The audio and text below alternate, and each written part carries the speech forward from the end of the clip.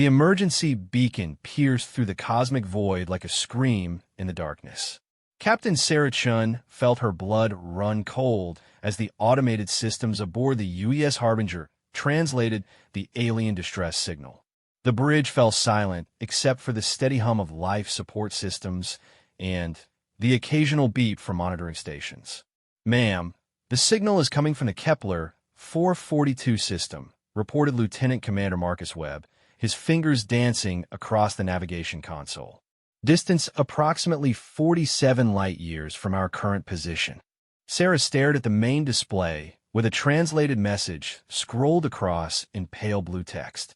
The words were simple, desperate, and utterly heartbreaking. "Help us. They are coming. Our children are dying. Please, if anyone receives this, help us." The message had been broadcasting for 3 standard days before reaching their position on the outer rim of human space. Sarah's mind raced through the implications. First contact protocols demanded immediate notification to Earth Command, but something about the raw desperation in that message made her hesitate. "Commander Webb, what do we know about that system?" Sarah asked, settling back into her command chair. The Harbinger was a deep space exploration vessel, not a warship, but it carried enough firepower to handle most situations they might encounter in unexplored space. Webb's console chirped as he accessed the Stellar Cartography database. It's a G-class star system with 7 planets. The signal originates from the 4th planet, which falls within the habitable zone. Long-range scans from the Kepler telescope array indicated possible biosignatures, but no detailed surveys were ever conducted. Dr. Elena Vasquez, the ship's xenobiologist, looked up from her workstation. "Captain, if this is genuine first contact with an intelligent alien species, we're looking at the most significant moment in human history. But there's something else bothering me about this signal." Sarah raised an eyebrow. "What is it, Doctor?" "The transmission uses a mathematical progression that suggests the senders have been monitoring our communications. They've learned enough about our language to construct this message. That level of linguistic analysis takes time and sophisticated technology. The implications hung heavy in the recycled air of the bridge. If these aliens had been studying human communications, they knew about humanity's capabilities, their technology, and perhaps most importantly, their willingness to fight when threatened." "There's more, Captain," Webb interjected, his voice tight with concern. "I'm detecting massive energy signatures in that system. Whatever's happening there involves technology far beyond anything in our databases." Sarah stood and walked to the main view screen, where stars stretched into infinity. 47 light-years was no small distance, even with their quantum drive systems. The journey would take nearly 2 weeks at maximum velocity, and there was no guarantee what they would find upon arrival. "Dr. Vasquez, in your professional opinion, what are the chances this is some kind of trap or deception?" The xenobiologist considered the question carefully. "The mathematical complexity of the linguistic analysis suggests genuine intelligence, not an automated system. The emotional content of the message also indicates consciousness and social structure." "I believe this is real, Captain." Lieutenant Sofia Reyes, the ship's communications officer, suddenly straightened at her station. "Captain, I'm receiving additional transmissions from the same source. The content is disturbing." "Put it through," Sarah commanded. The bridge speakers crackled to life with a new message. This time, the alien voice was audible beneath the translation matrix, a melodious sound like wind chimes in a gentle breeze. But the words themselves were horrifying. "They have taken another settlement. The Devourers move from world to world, consuming everything in their path. Our fleet is destroyed. Our weapons are useless against their ships. We are a peaceful people, but they show no mercy. If there are others who hear this, please know that we try to protect our young ones. We try to save what we could." The transmission cut to static, leaving the bridge crew in stunned silence. Sarah felt her hands clench into fists at her sides. She had seen enough war in her 30 years of service to recognize the sound of a species facing extinction. "Commander Webb, set course for the Kepler 442 system." Maximum velocity. Captain, Chief Engineer Lu Zhang's voice came over the comm system from the engine room. Our quantum drive is showing some irregularities from the last jump. I'd recommend we drop to 70% maximum velocity to avoid potential core instability. Sarah weighed the options. Speed versus safety, but time might mean the difference between rescue and arriving at a graveyard. Very well, Chief. 70% it is. How long until we reach the system?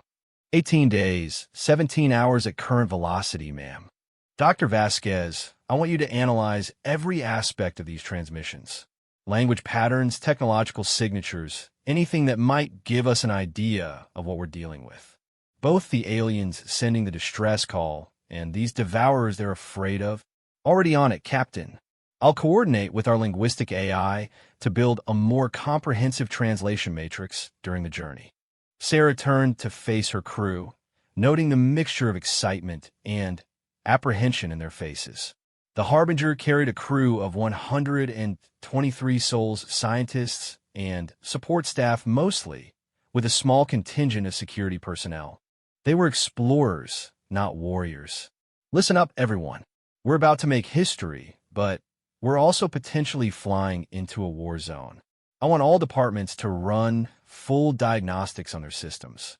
Security, break out the combat equipment, and run drills. Medical, prepare for potential casualties, both human and alien. Engineering, I want every weapon system we have operational and ready. Commander Webb looked up from his station. Captain, should we send word back to Earth Command about our intentions?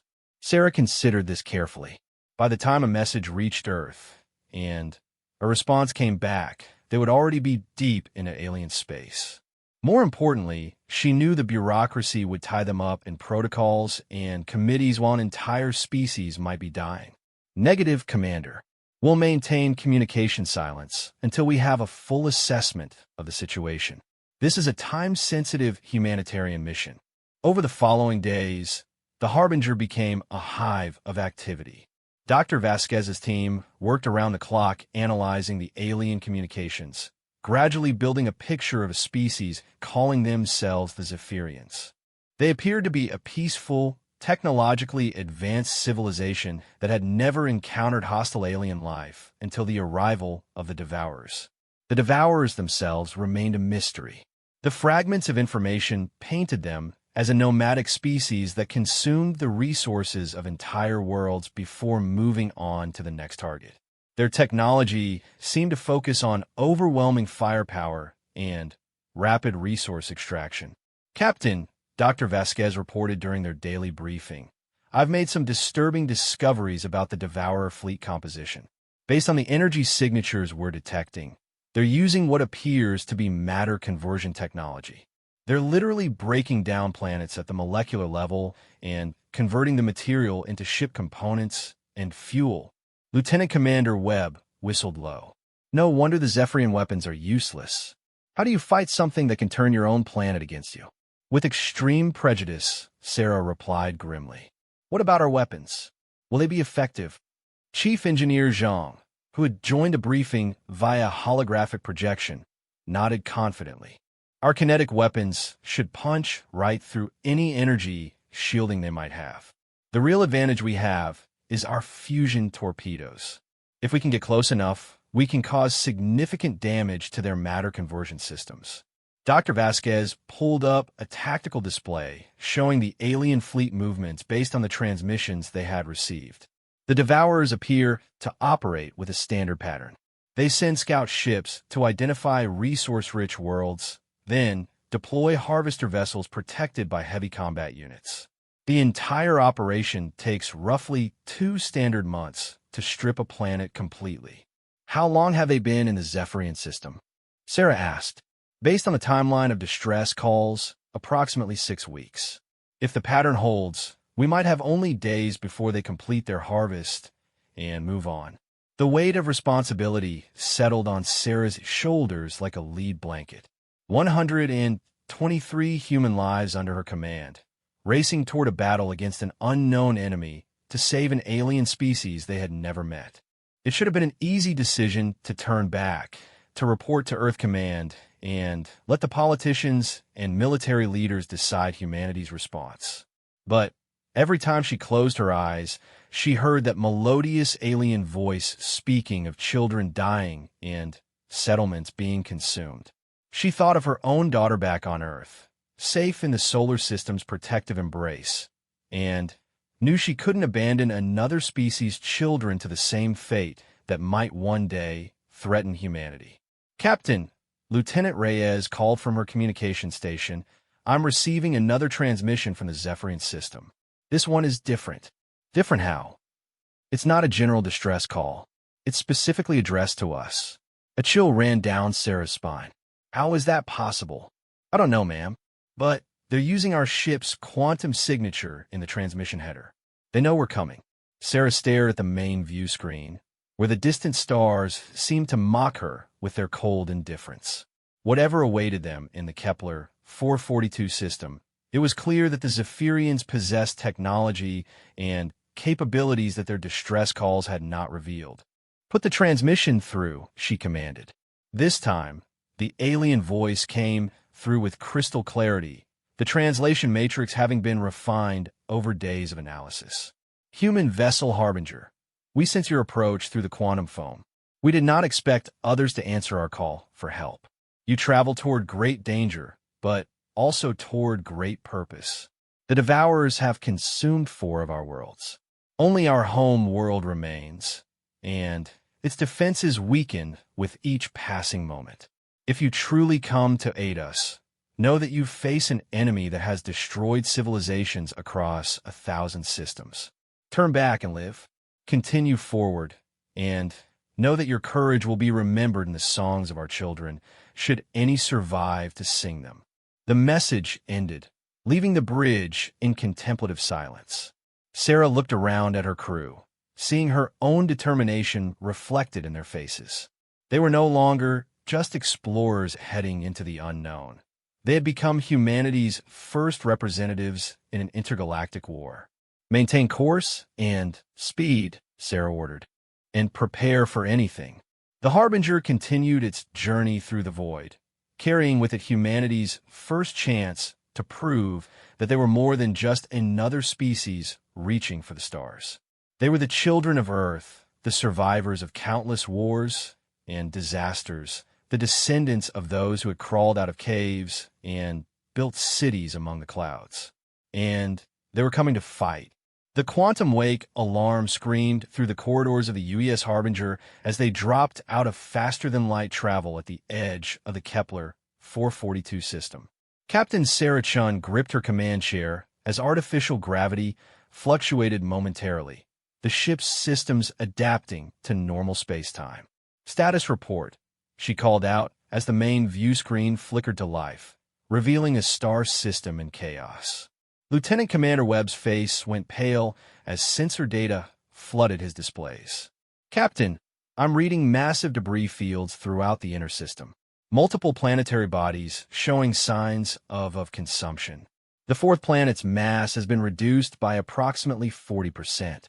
Dr. Elena Vasquez looked up from her xenobiology station, her voice tight with horror. "The energy signatures I'm detecting suggest active matter conversion on an unprecedented scale. They're not just strip mining the planet. They're breaking it down molecule by molecule." Sarah stood and walked to the tactical display, where holographic representations of the Devourer fleet hung like digital vultures around what remained of the Zephyrian homeworld. The alien ships were unlike anything in human databases, organic-looking vessels that seemed to pulse with their own malevolent life. "How many ships are we looking at, Commander?" Webb's fingers flew across his console, correlating sensor data with the ship's tactical computer. "I count 43 vessels, ranging from what appear to be small harvester craft to massive command ships. The largest is approximately 15 kilometers in length. And the Zephyrian defenses? Minimal, mom. I'm detecting some orbital platforms that are still active, but their energy output is fluctuating. I'd estimate they have maybe hours before complete system failure." Lieutenant Sophia Reyes suddenly straightened at her communication station. "Captain, incoming transmission from the planet's surface." It's the same Zephyrian contact we've been receiving messages from. Put it through. The alien voice filled the bridge, no longer melodious, but strained with exhaustion and desperation. Human vessel, you have arrived in time to witness the end of our civilization. The Devourers detected your quantum signature the moment you entered our system. Their harvester ships are accelerating their consumption patterns. Within 6 of your hours, our world will be nothing but scattered atoms in space.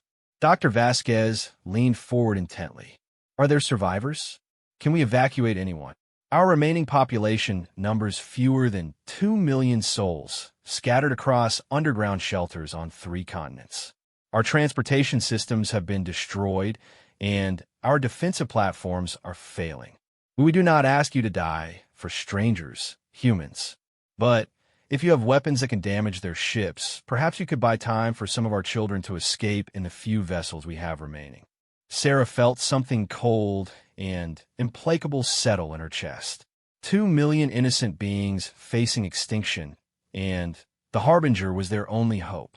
She looked around the bridge at her crew, seeing the same grim determination she felt reflected in their faces. Transmission to the Zephyrian contact, she said firmly. This is Captain Sarah Chun of the United Earth Ship Harbinger. We didn't come this far to watch your species die. Prepare your evacuation vessels and transmit their locations to us. We're going to buy you all the time you need. The silence that followed seemed to stretch for an eternity before the alien voice returned, now filled with something that might have been hope. Captain Chun, our sensors indicate your ship mass is only 200,000 tons. The smallest Devourer combat vessel is 4 times that size. You cannot possibly. You've never fought humans before, Sarah interrupted. We come from a death world, and we've been fighting impossible odds since we crawled out of the caves. Chief Engineer Zhang, I want maximum power to weapons and shields. All hands to battle stations. The general alarm klaxons began wailing throughout the ship as the crew of the Harbinger prepared for humanity's first interstellar war. In the weapons bay, Chief Petty Officer Johnson and his team began loading the ship's fusion torpedoes, each warhead capable of vaporizing a small moon. Commander Webb, plot an attack vector that brings us in fast and low, using the planet's gravity well to mask our approach. I want to hit their harvester ships first, disrupt their operation, and force them to respond to us instead of the planet. Captain, Dr. Vasquez called out, I'm analyzing the Devourer ship configurations. Their hulls appear to be composed of the same matter they're extracting from the planet. If we can disrupt the molecular bonds holding their ships together. What do you need, Doctor? Our fusion torpedoes. If we can detonate them inside their ship's superstructure, the nuclear fire should break down their matter conversion matrices. It would be like setting off a bomb in a house of cards. Sarah nodded grimly. Then, we'll have to get close enough to make sure our shots count. How are those Zephyrian evacuation ships coming along? Lieutenant Reyes consulted her display. I'm tracking 17 vessels launching from various points on the planet's surface. They're heading for the outer system, but the Devourer scouts are moving to intercept. Not on my watch. Commander Webb, new heading. We're going to clear a path for those evacuation ships. The Harbinger banked sharply, its inertial dampeners straining to compensate for the sudden acceleration. Through the main view screen, the crew could see the Devourer fleet beginning to react to their presence. The smaller ships were peeling away from the planet to form an intercept pattern, while the larger vessels continued their horrible feast on the dying world below. Multiple contact acquisitions, Webb reported. 6 Devourer ships, frigate class, moving to engagement range. They're fast, Captain. Faster than our projections indicated. Weapons range in 30 seconds, called out Weapons Officer Lieutenant Torres from his station. Fusion torpedoes armed and ready. Point defense systems online. Sarah watched the tactical display as the distance closed between them and the approaching enemy. This would be humanity's first test against an unknown alien technology, and the stakes couldn't be higher. Fire when ready, Lieutenant Torres. The first salvo of fusion torpedoes launched from the Harbinger's forward tubes, their drives accelerating them to a significant fraction of light speed. On the tactical display, 6 pinpricks of light raced toward the approaching Devourer ships. What happened next surprised everyone on the bridge. Instead of attempting evasive maneuvers, the alien ships simply absorbed the torpedo impacts with no apparent damage. Energy readings showed massive power fluctuations, but their hulls remained intact. "What the hell?" Torres muttered, checking his weapons systems. Direct hits on all targets, but no effect. Dr. Vasquez's eyes widened as she analyzed the sensor data. "Captain, their hulls are adapting. They're restructuring their molecular composition in real time to absorb the energy from our weapons." Before Sarah could respond, the Devourer ships returned fire. Beams of coherent energy lanced across space, striking the Harbinger's shields with tremendous force. The ship shuddered under the impact, and several bridge consoles sparked with electrical overloads. "Shields down to 60%, Webb reported.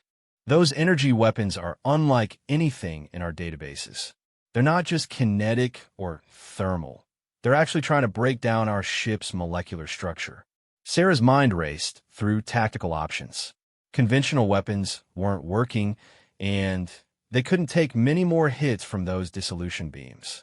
But humanity hadn't survived as a species by giving up when the first plan failed. "Lieutenant Torres, load kinetic rounds into all torpedo tubes. Maximum velocity, no explosive warheads." "Dr. Vasquez, you said their hulls adapt to energy weapons. What about pure kinetic impact?" "It's worth trying, Captain. Their matter conversion technology might not be able to adapt quickly enough to redistribute kinetic energy." Fire. This time, the Harbinger launched simple tungsten rods accelerated to tremendous velocity. The kinetic projectiles struck the lead Devourer ship like hammers of God, punching clean through its adaptive hull and emerging from the other side, trailing clouds of alien atmosphere. The enemy vessel shuddered, its organic-looking hull rippling with convulsions as internal systems failed. Green fire bloomed along its length as something vital ruptured, and the ship began to fall away from the battle formation. "Direct hit," Torres shouted. "Enemy vessel disabled and venting atmosphere." But there was no time to celebrate. The remaining 5 Devourer ships had spread into an attack formation, their dissolution beams converging on the Harbinger from multiple angles. Sarah felt the deck plates vibrate under her feet as the ship's shields failed and energy began eating into the hull itself. "Hull breach on Deck 7. Reported damage control. Emergency bulkhead sealed, but we've lost the port observation lounge. Commander Webb, emergency maneuver. Get us behind that debris field from the destroyed Zephyrian orbital platform." The Harbinger dove toward the planet, using the wreckage of alien technology as cover while its crew fought to save their ship and the evacuation fleet. Behind them, the Devourer ships followed like predators, scenting blood in the water. "Captain," Lieutenant Reyes called out urgently, "the Zephyrian evacuation ships are being targeted by the scout vessels. They won't make it out of the system without our help." Sarah looked at the tactical display, seeing the desperate flight of the alien refugees and the pursuing Devourer scouts. Her ship was damaged, outnumbered, and fighting for its life, but those evacuation ships carried the last hope of an entire species.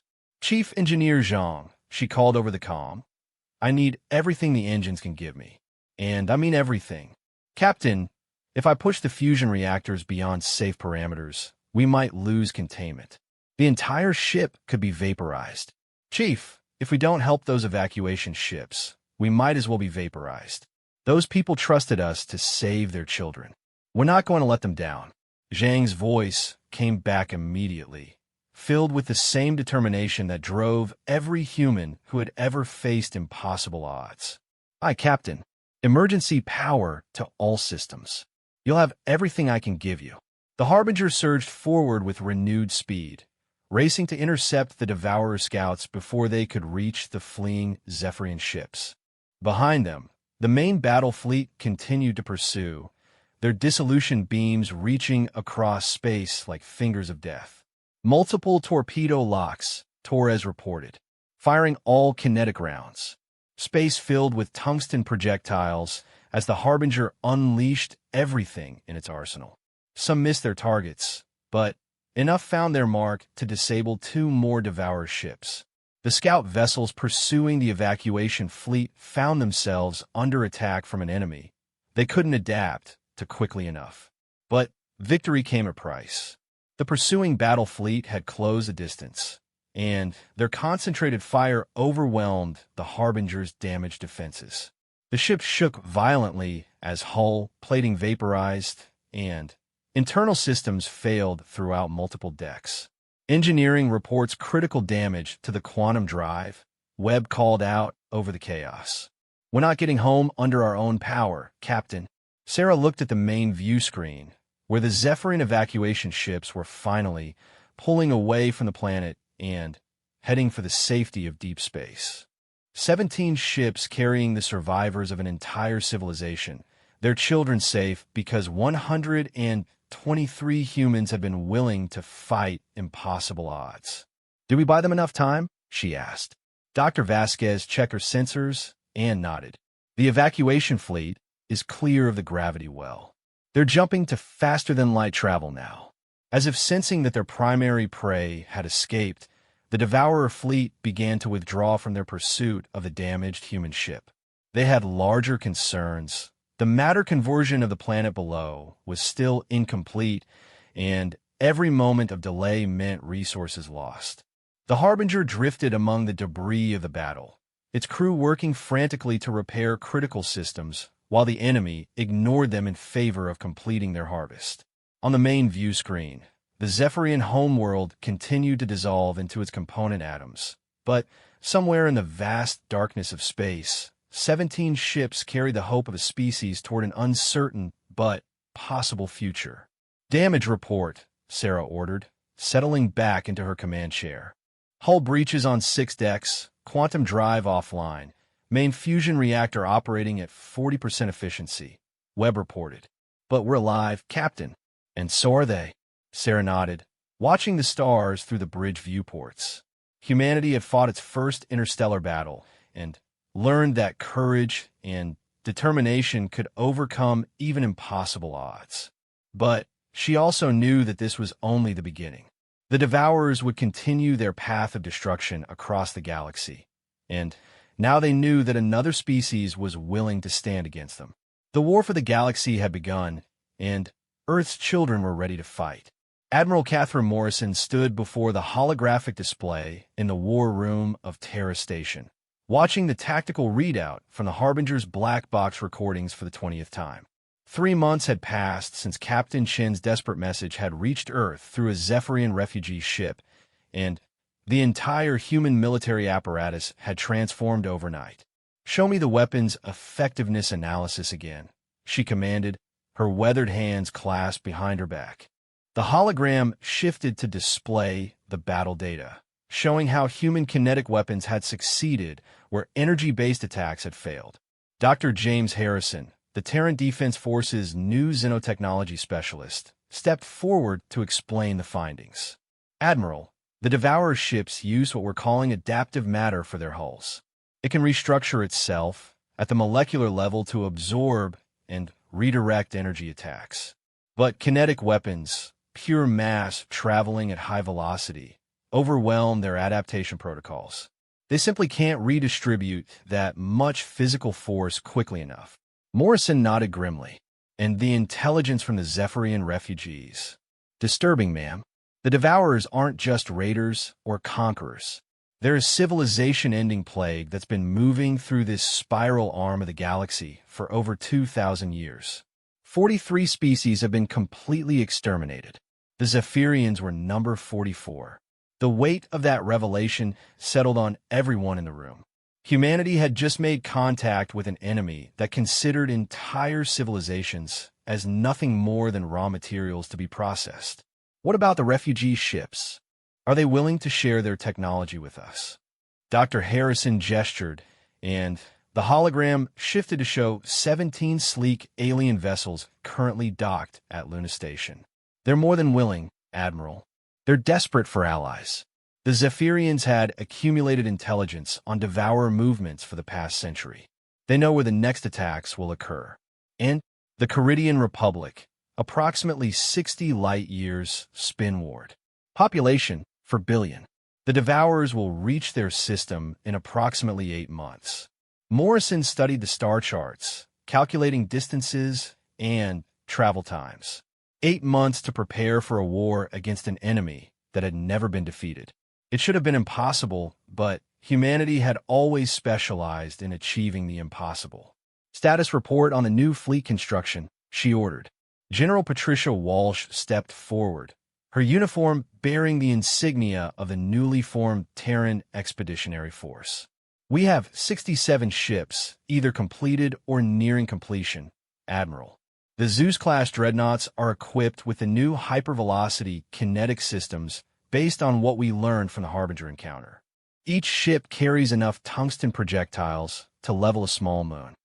And the crews? Volunteers, ma'am. Every single position. When word got out about what happened to the Zephyrians, we had more applicants than we could process. Everyone wants a chance to fight these monsters. Morrison allowed herself a small smile. That was humanity for you. Show them an impossible enemy threatening innocent lives, and they'd line up to volunteer for a suicide mission. What about the Harbinger herself? Any word from Captain Chun? The Zephyrians managed to get a repair ship to her location. She's space-worthy again, barely. Captain Chun has requested permission to lead the advanced fleet to the Caridian system. The Admiral considered this.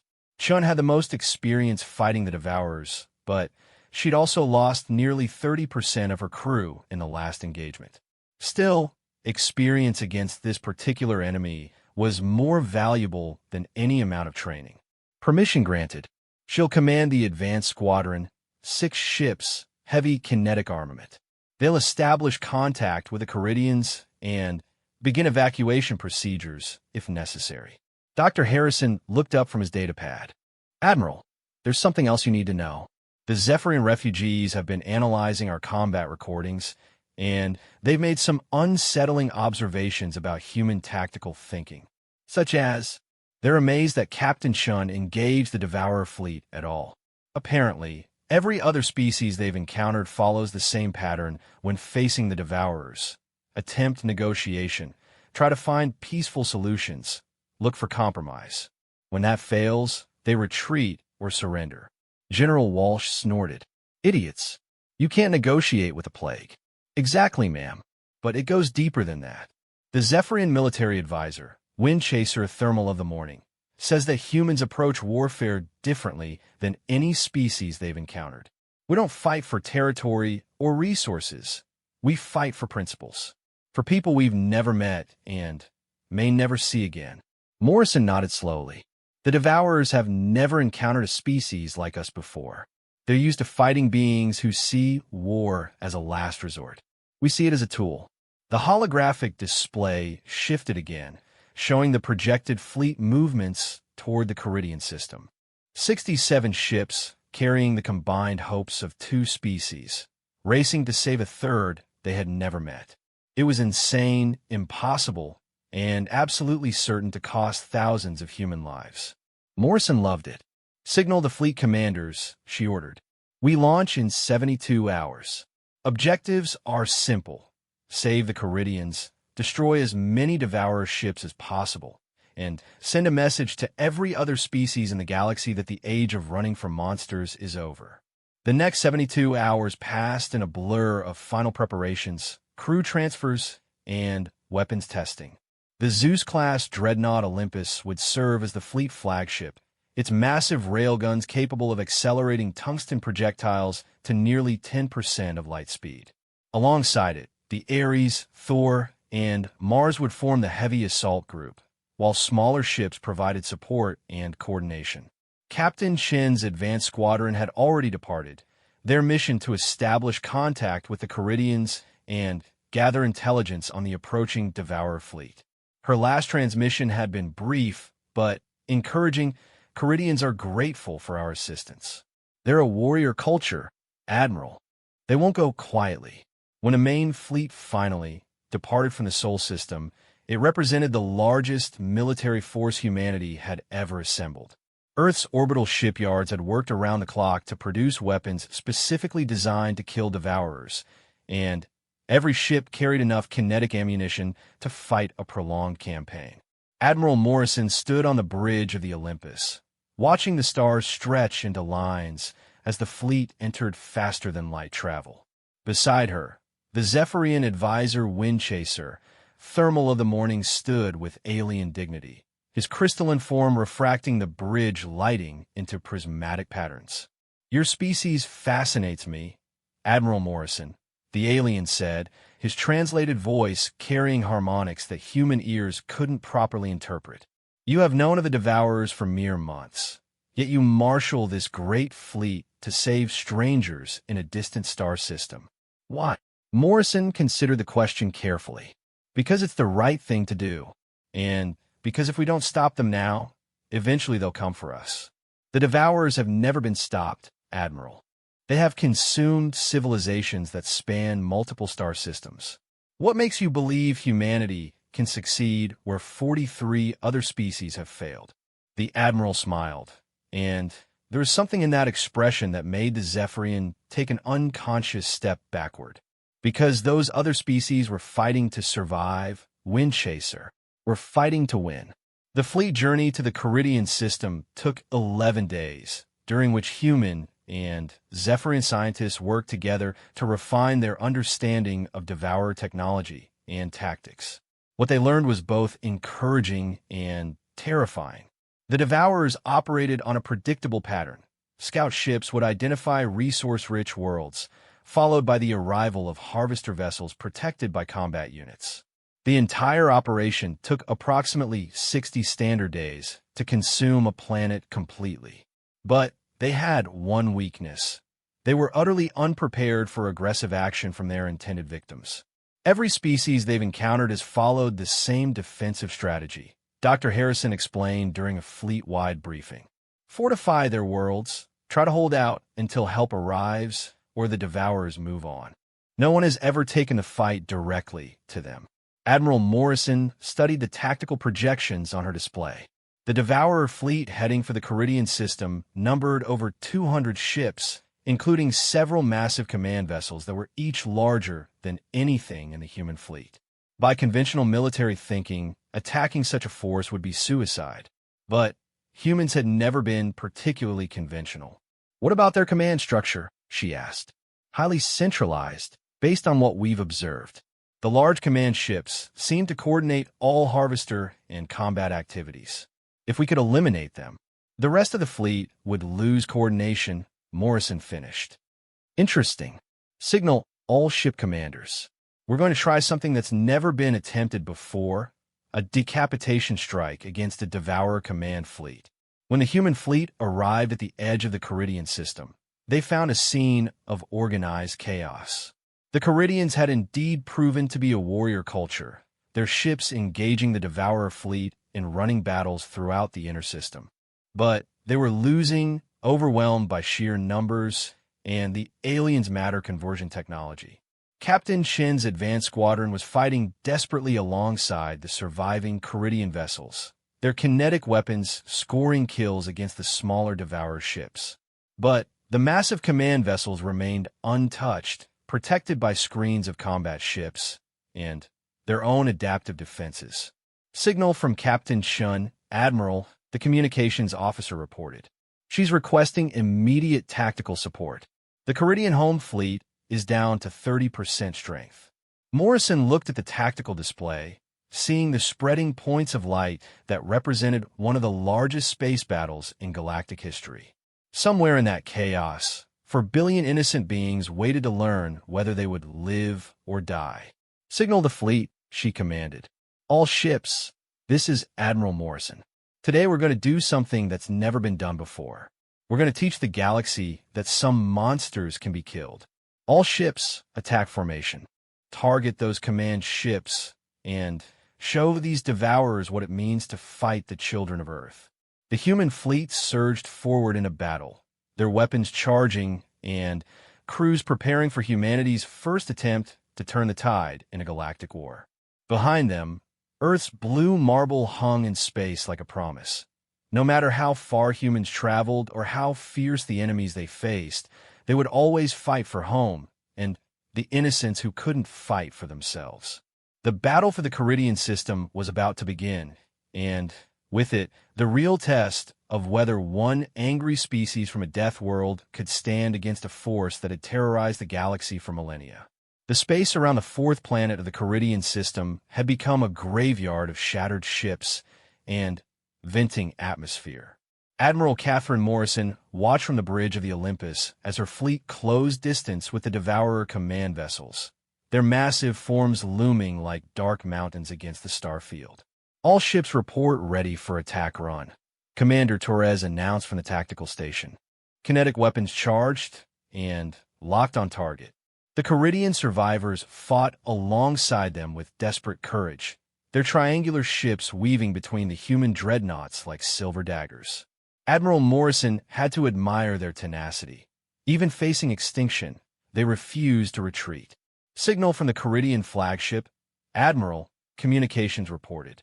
Fleet Admiral Stone, that cuts, wishes to coordinate our attack vectors. Morrison nodded to the communications officer. Put him through. The main screen shimmered, revealing a being that looked like it had been carved from living granite. The Caridian's four arms gestured with military precision as he spoke, the translation matrix rendering his gravelly voice into crisp English. Human Admiral Morrison, my sensors show your fleet carries weapons unlike any we have seen. Our plasma cannons cannot penetrate the Devourer command ship's adaptive hulls, but your kinetic systems proved effective against their smaller vessels. That's the plan, Admiral Stone, that cuts. We're going to punch holes in those command ships and see if we can disrupt their fleet coordination. The alien's craggy features twisted into what might have been a smile. A bold strategy. My remaining ships will provide cover fire and draw off their escort vessels. May your weapons strike true. As the combined human Caridian fleet approached weapons range, the Devourer response was immediate and overwhelming. Hundreds of energy beams lanced through space, each one designed to break down matter at the molecular level. The Ares took a direct hit to her port shield generator, the coherent energy eating through armor plating like acid through paper. Damage report from Ares, Torres called out. They've lost primary shielding and taken casualties on Deck 7, but they're still in the fight. Morrison gripped the arms of her command chair as the Olympus shuddered under enemy fire. Around them, space lit up with the fury of interstellar combat. Human kinetic rounds streaking toward their targets, while alien dissolution beams reached back in return. Target the center command ship, she ordered. All batteries, maximum rate of fire. The Olympus main railguns roared to life, accelerating tungsten projectiles to tremendous velocity. The round struck the Devourer command vessel's hull with devastating effect, punching through its adaptive armor and causing massive internal explosions. But the alien ship was enormous, easily 15 kilometers long, and it absorbed the damage while continuing to coordinate the battle. We're not hitting anything vital, Torres reported with frustration. That ship is just too big. Our weapons are like needles against an elephant. Dr. Harrison, who had insisted on accompanying the fleet despite the danger, looked up from his analysis station. Admiral, I'm detecting massive power fluctuations in the command ship's hull structure. I think our kinetic rounds are causing cascade failures in their matter conversion matrices. Meaning if we can hit the same section repeatedly, we might trigger a complete structural breakdown.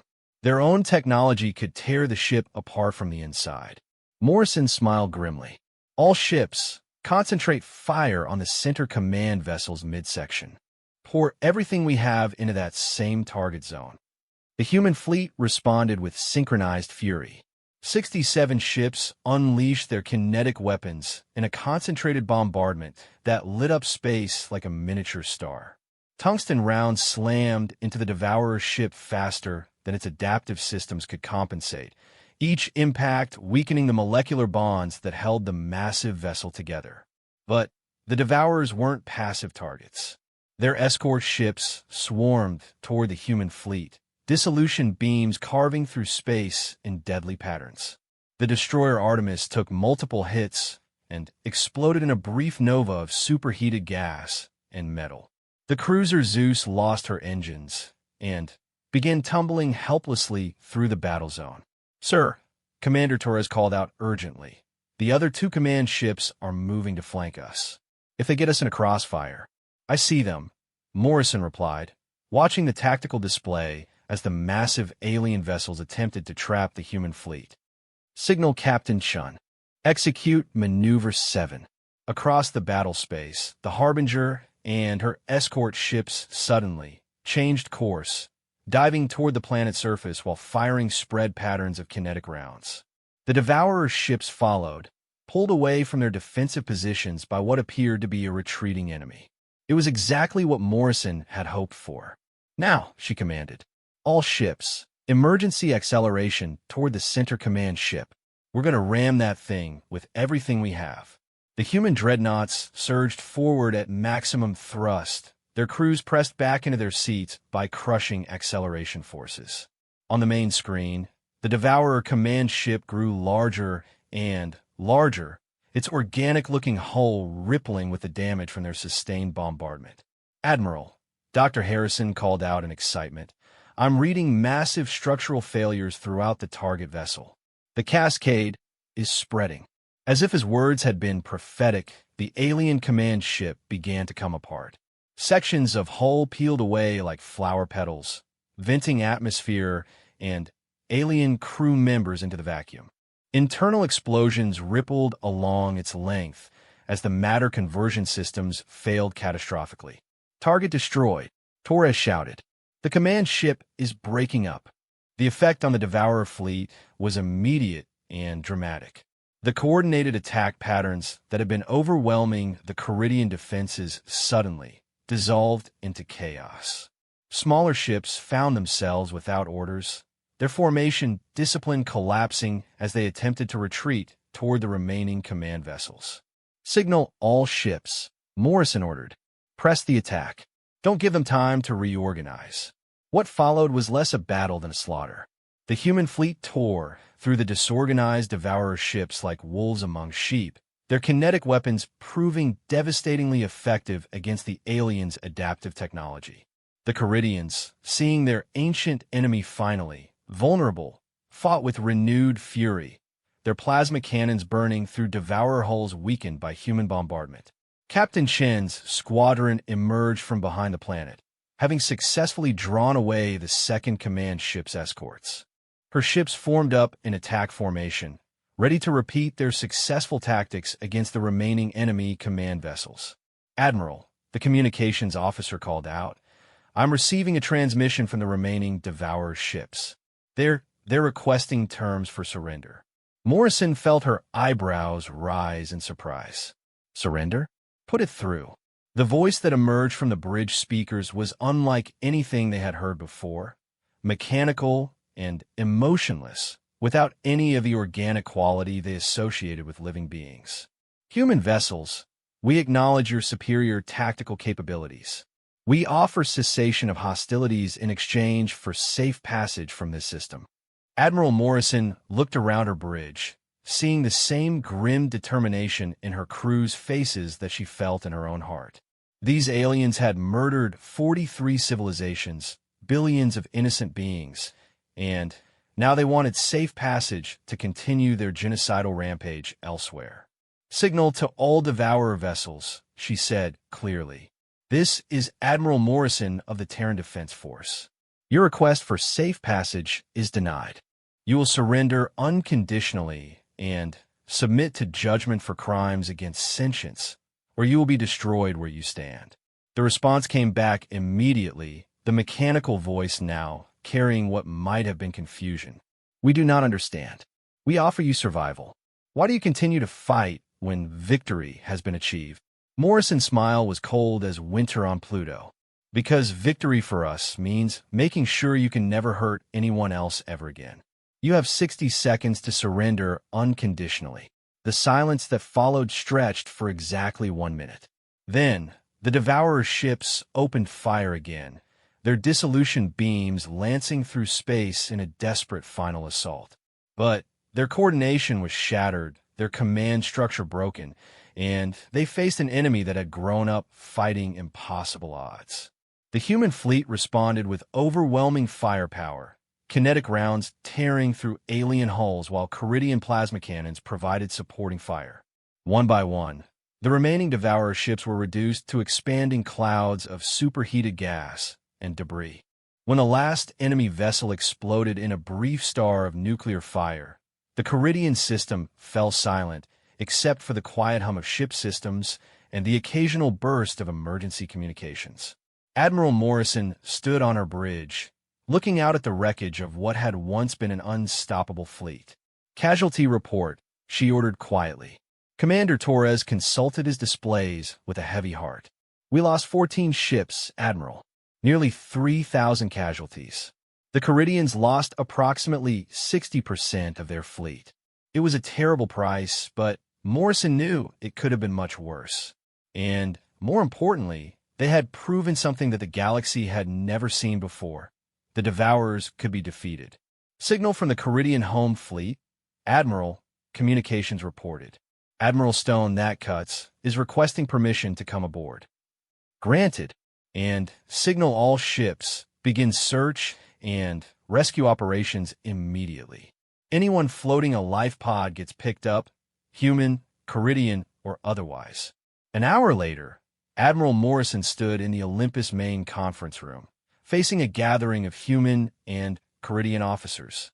Admiral Stone, that cuts, towered over the humans despite the room's high ceiling, his granite-like features somehow managing to convey deep emotion.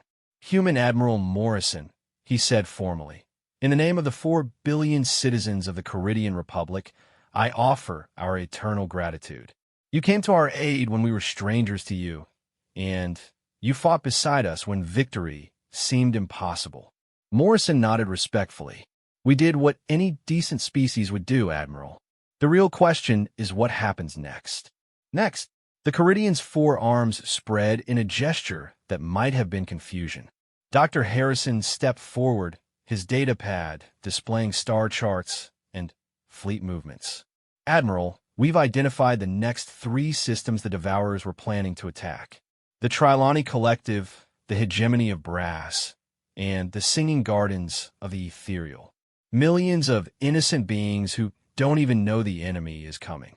Morrison studied the star charts, calculating distances and travel times. The human fleet was battered and reduced, the crews exhausted from their first real test of interstellar warfare. By all military logic, they should return to Earth for repairs and reinforcement. But Admiral Morrison looked around the table at the faces of her officers and saw the same determination she felt burning in her own chest. They had proven that the Devourers could be beaten, but one victory didn't win a war. "Signal Earth Command," she ordered. "Tell them we need every ship they can spare, every weapon they can build, and every volunteer they can find. We're going to end this plague once and for all." Admiral Stone, that cuts, stepped forward, his massive frame somehow managing to convey both gratitude and determination. "The Caridian Republic offers its fleet to this cause. We have been freed from the shadow of the Devourers, and we will not rest until all beings can live without fear of their return." Dr. Harrison consulted his data pad again. "Admiral, based on our intelligence from the Zephyrian refugees, there are at least 40 other species in this spiral arm that have encountered the Devourers and survived in small numbers. If we can contact them, unite them, then we'd have the foundation for the largest military alliance in galactic history," Morrison finished. "A coalition of every species that's ever suffered under the Devourer plague, united in a single purpose." She looked out through the conference room's viewport at the debris field that had once been an unstoppable fleet of world killers. Somewhere in the vast darkness of space, other Devourer fleets were moving toward unsuspecting civilizations, carrying with them the promise of extinction and consumption. But now they would face something they had never encountered before in their 2,000-year reign of terror. An enemy that fought not for survival, but for justice. An enemy that would pursue them across the galaxy if necessary. That would never stop, never surrender, never accept the excuse that genocide was simply the natural order of things. Send word to every species that's ever lost a world to the Devourers, Admiral Morrison commanded. Tell them the age of running is over. Tell them Earth's children are going to war. And this time, the monsters are going to lose. The human fleet began forming up for departure, their course set for the next system under threat. Behind them, the Caridian homeworld began the long process of rebuilding, its people free for the first time in generations to look toward the future without fear. And throughout the galaxy, other species would soon learn that when humanity heard a cry for help, they didn't just send thoughts and prayers. They sent warships.